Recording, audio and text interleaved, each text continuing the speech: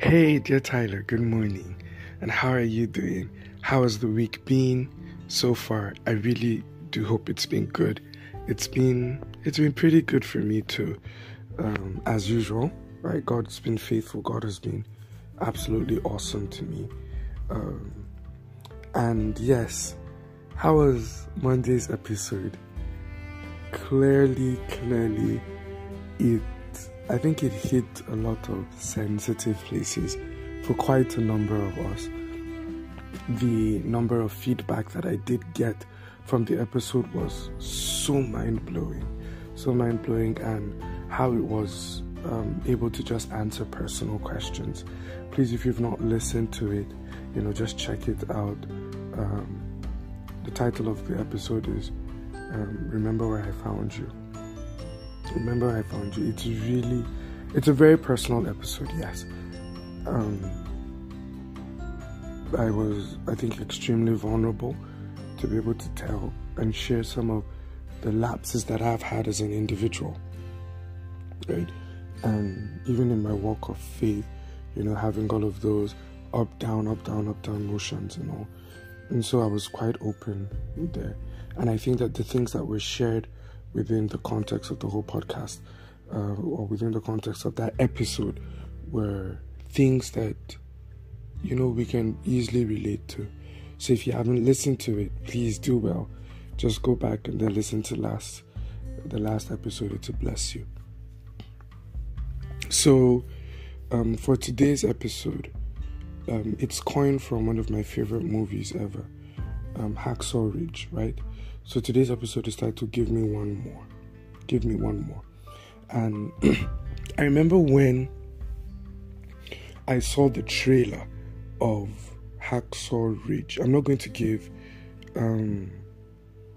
too many spoilers and all, but I remember when I saw the trailer, I was so marveled about it. And I went to do, like a research. It's based on a true life story about a soldier, Private Desmond Doss, a Seventh-day Adventist believer Christian. And because of, his inclination to scripture, because of his convictions, he joined the military during, it should be World War II. He joined the military during World War II,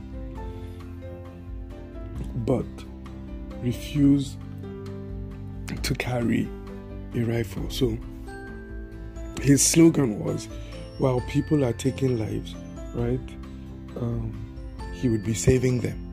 While people are taking lives, his own desire is just to save them. So he trained as a medical practitioner, medical personnel, to be able to help wounded soldiers. And so they were, fighting in Japan then, I think after the events of Pearl Harbor.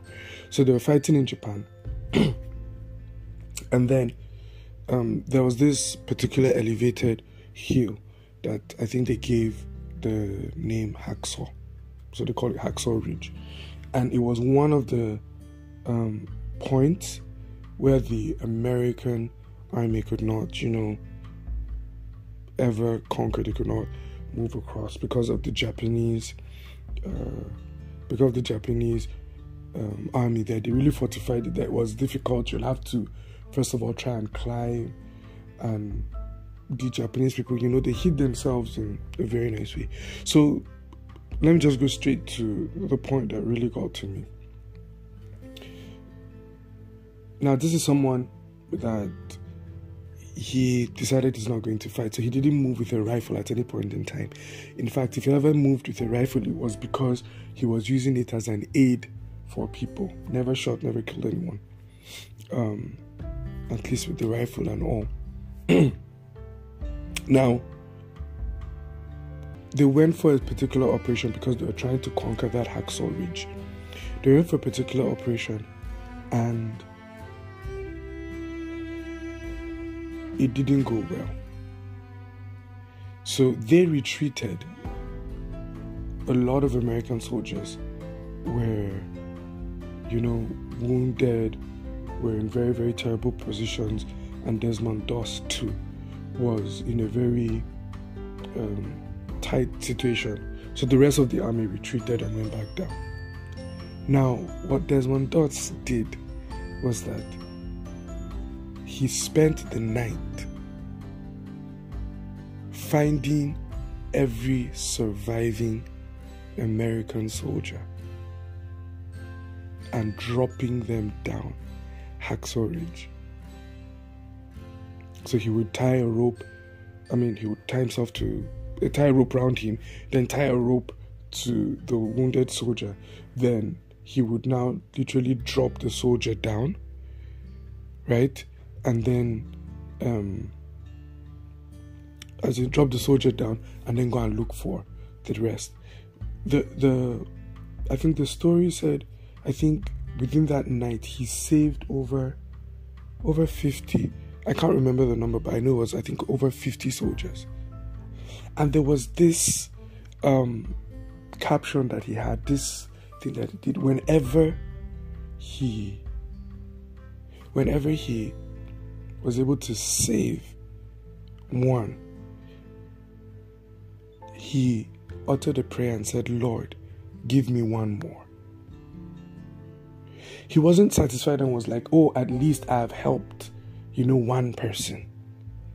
He was like, "No, Lord, give me one more." He spent the whole night, like he was hiding through, because the Japanese soldiers were doing patrols, so he would act dead. He would, just put himself in all types of dangerous situations just to be able to save an American soldier, just to be able to save one of his colleagues, just to be able to save one of his brothers. And he did it throughout the night into the morning, that the American camp, when they woke up in the morning, they just saw a host of their companions, a host of their comrades, just at the edge of the ridge. They've been dropped down. They're like, "Who's doing it?" And then later on, I think Desmond, the Japanese soldiers, found him, and he was able to jump with one of the wounded soldiers. Now, this is something that he did on his own. In fact, if you watch the movie, they ridiculed him, they made fun of him, they bullied him because they were like, "Are you trying to show that you're more Christian than us? Are you trying to show that you're more moral than us?" and everything. He just said no, that his own is that he's not going to go into war to kill. His desire to go for war is to be able to save lives, and he feels that that's most important. And it got to the point where the American soldiers refused to fight if Desmond Doss would not go with them. He was awarded the Purple Hearts, the highest honor in American Army, right, for selfless acts. Very few people. It's called the Medal of Honor. Yeah, Medal of Honor. I think Purple Heart or so, something like that. So, for uncommon sacrifice, because almost that sacrifice is really, really uncommon. And I'm a very, very teary person. I won't. If something is deep, it will cause me to cry. So every time I watch that point and I hear that, "Give me one more," it's like it triggers my tear gland, and I just begin to cry a river. And for me, what I wanted, or what I learned rather, from that whole story is the dissatisfaction with success. The dissatisfaction with success. I would say this, I think I've said it before, and I would say it again, something that Apostle Salman said. He said, one of the greatest hindrances to progress, right, it's not just limitations, but past success. Now, Desmond Doss, right, just imagine yourself in that situation.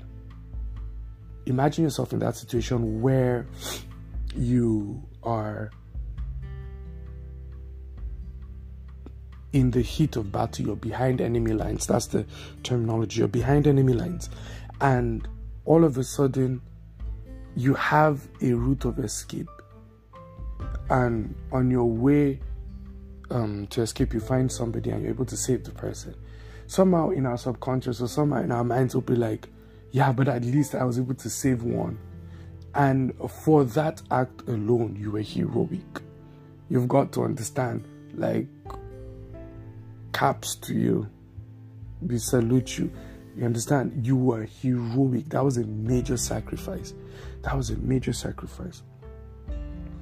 And nobody can fault you for saying that, why did you only save one person? You could have done more. No. That sacrifice alone is enough to be celebrated.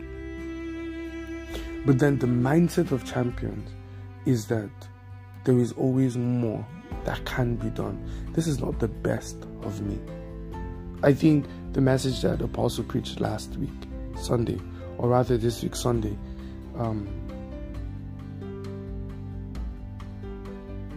it was just it. It was just it, about that. I think it started with the charge, that dissatisfaction that you get. That there's a certain level of dissatisfaction that you can get. That success is only a motivation to do more.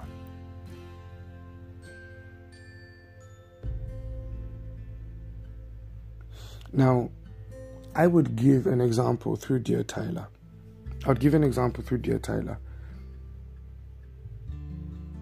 There was a time while I was, working on Dear Tyler podcast and everything, where we were having maybe just within a month 40 lessons to Dear Tyler within a whole month. And imagine I'm doing either 4 episodes in a month, or I'm doing 8 episodes in a month. I think when I started doing 8 episodes in a month, we started maybe recording maybe like 60. But then just imagine for the whole month. And I started having this sense of discouragement.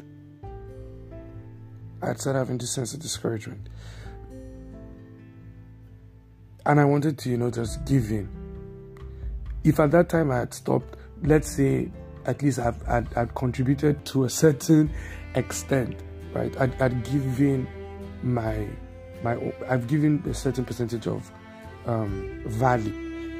It may not have continued, but at least I contributed to the best of my ability, and nobody would fault me for not persisting. They'll be like, at least you had up to 20 episodes, and then maybe future generations will glean on it and something. At least there was an archive of history, right, of doing something. I remember recently somebody sent me a message and was like, Binga, please don't stop doing Dear Tyler. That no matter what happens, don't stop doing Dear Tyler. You can't imagine what it's doing for people. And one of my very, very close friends, Emmanuel Kingsley of Fem, wherever I am, the way he talks about Dear Tyler is mind-blowing. Like, he'll be like, have you listened to Dear Tyler? He's always talking about this, always talking about that. Now, what happened to me when these people reached out to me was that I was not aware of the impact of my sacrifice. But because of that one, right? But because of that one individual, or because of these people that were able to speak up and say, okay, your contribution is valuable, it was able to help me. Now, at every time when I have a new episode, when I bring out a new episode, let me use the word we. Whenever we bring out a new episode of Dear Tyler, I usually get, you see, I've gone back to I. we usually get a lot of feedback from people that was their first episode. And it was that episode that made them listen to other episodes. Now it means that if we didn't create that particular episode, that is probably one person we would have lost. That is probably one answer that would have never been received for an individual.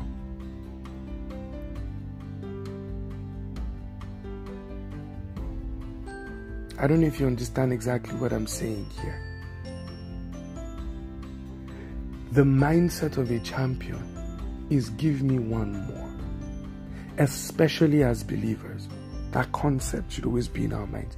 Give me one more. Oh Lord, Father, thank you because you have helped me achieve this. But there are still other people in the field that need me. Apostle said something very profound during the meeting on Sunday. And he said that, and it's something that Pastor Bill Johnson also reiterates a lot. Maybe he went for a meeting and 20 people stood up from wheelchairs. There's the power of God move, and 20 people stood up from wheelchairs, right? He said that he would appreciate, appreciate the power of God, right? But if he ever camps around that level of success, that it would be foolish of him. Were there only 20 wheelchairs in that meeting? So was it that 20 people came in wheelchairs and 20 people were healed? Or there were 100 people that came in wheelchairs, 20 people were healed and 80 left without a miracle?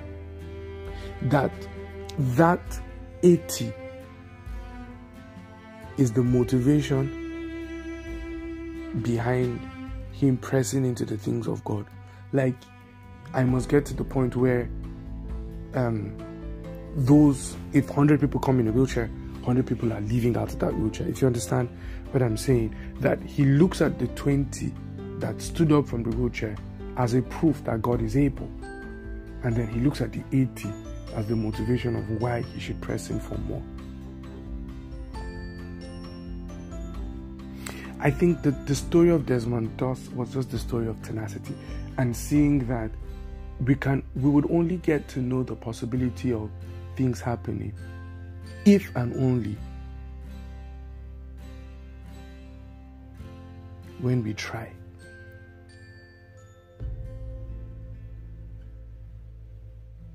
If we do not try, if we do not open up our hearts for more, we would never know what is left, or what we are capable of, or what experiences we may be able to engage in.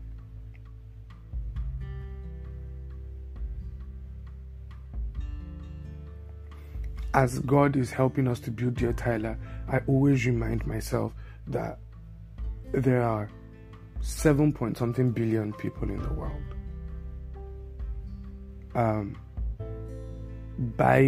Bi-weekly, we have about 500 plus listens, compared to when we're doing 60 in a month. Every 2 weeks, we basically have almost 500 listens. So in a month now, we're getting up to, let's say, 1,000 listens. An average of 100 plus listens per week as it is now. And you know, like I said, compared to where I'm coming from, or compared to where we're coming from, these are amazing numbers. But whenever I think about the people that have enjoyed Dear Tyler and the blessings that they receive from each episode, it gives me the assurance, right, that this is a valuable pursuit, this is a valuable vision. But when I see that 570 or 500 and something listens, and I try to relate it to the amount of people that haven't listened, it gives me the drive for like, Lord, let's go for more. More people need to listen to this. More people need to get to know these truths. And so it drives me into getting more content, thinking about more strategies, coming up with different ideas, meeting the right people, sourcing the right information. I could camp around, like I said, and be like, oh no, I'm a growing podcaster, and Dear Tyler has reached a very good substantial level. Trust me, being a podcaster is pretty tough, right? So every success that you do get is major. Oh no, but there is more. The moment you stop believing that there is more, that's the moment you've traded in value. You've traded in your worth as an individual.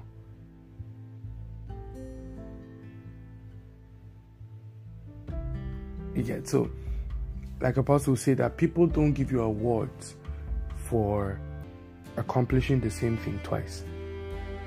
They don't give you awards for that. Accomplishing the same thing twice. There are people expect something greater. People expect something greater.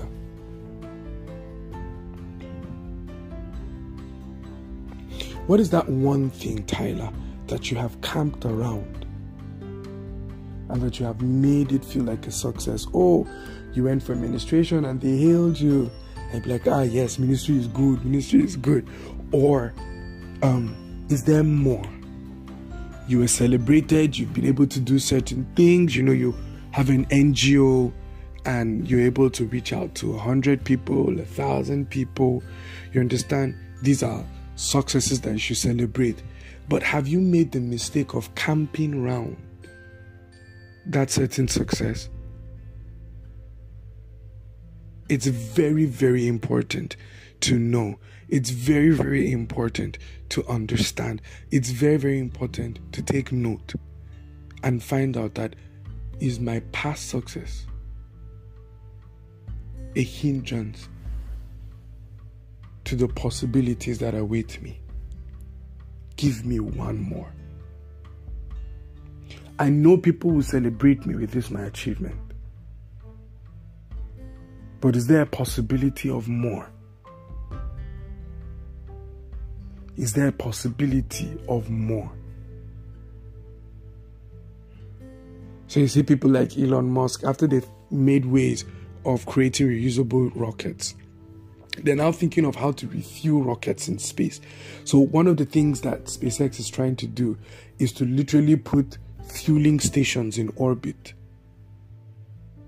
So this is how they plan to orbit the planets of our solar system. That at every colony that they make, I know that it sounds very, very absurd, but at every colony that they make, at different stops, that there will be like fueling points. So they'll be able to send certain containers of fuel into space and put them in an orbit, so that space shuttles will be able to reorbit. Will be able to refuel in space. It takes a whole lot of fuel to escape this Earth's velocity, and to get into a place of terminal. To really enter into Earth's orbit, rather, right? So that the Earth's orbit actually keeps the spacecraft moving. It's a lot of jargons and all, right? But that's what he's thinking of. Now everybody can stand and celebrate, wow, we can have reusable rockets. After the first, second, third time, it's no longer special. The mindset of a champion is that there is always more to conquer. People will always look at you and tell you, well done. Remember that there is always more to conquer. Give me one more. Give me one more. That's the mindset of a champion, Tyler. Give me one more. Give me one more. Give me one more.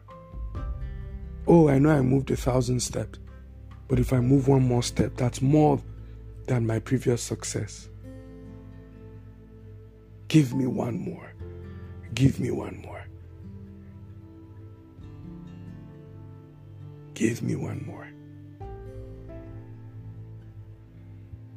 Dear Tyler, I don't know how best to relate this particular thing, this particular theme.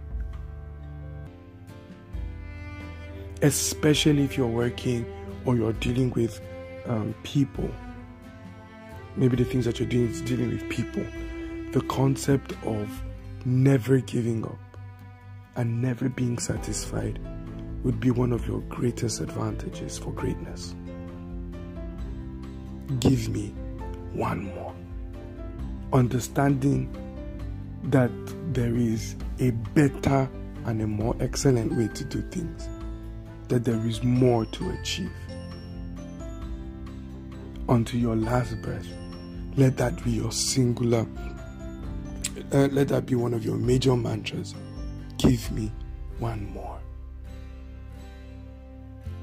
Lord, I know I am tired. Lord, I know I am exhausted. But you give me one more. I am willing to go the distance. There's this beautiful song, Heroes Welcome, by Michael Bolton. I think it was one of the musicals of Hercules, the Disney cartoon. I can go the distance, just tell me, Lord, where it is and I'm going. Give me one more. You see, the parable of the talents is where I'll end. After the Lord had rewarded those that were faithful, you could see that he still gave responsibility. So it wasn't just like, well done, come and enjoy. No, it was like, I've set you over little, come and be over much more. That's the mindset that God desires us to have as individuals, Tyler. So whenever you succeed in anything, after you've been celebrated, after you've been loved on, after you've been cherished, after you've been, told this person, you've done this and you've been awarded, go back to your prayer closet, fall on your knees and say, Father, thank you for this success, but give me one more. Give me one more. So I really hope this episode blessed you. Please and please do well to go and check out the movie. If you are a kind of person that is afraid of blood, then maybe it may not be your movie. But if you can stomach, some of the gruesome scenes, why not? It's a movie that will bless you. The story, the message inside is amazing. Hacksaw Ridge, Hacksaw, then Ridge, Ridge. Right, Hacksaw Ridge, amazing movie, right? So yeah, I really hope you enjoyed this episode. I hope it blessed you. So this is me signing out, Tyler. Remember that I love you, I believe in you, and I am always rooting for you. Bye.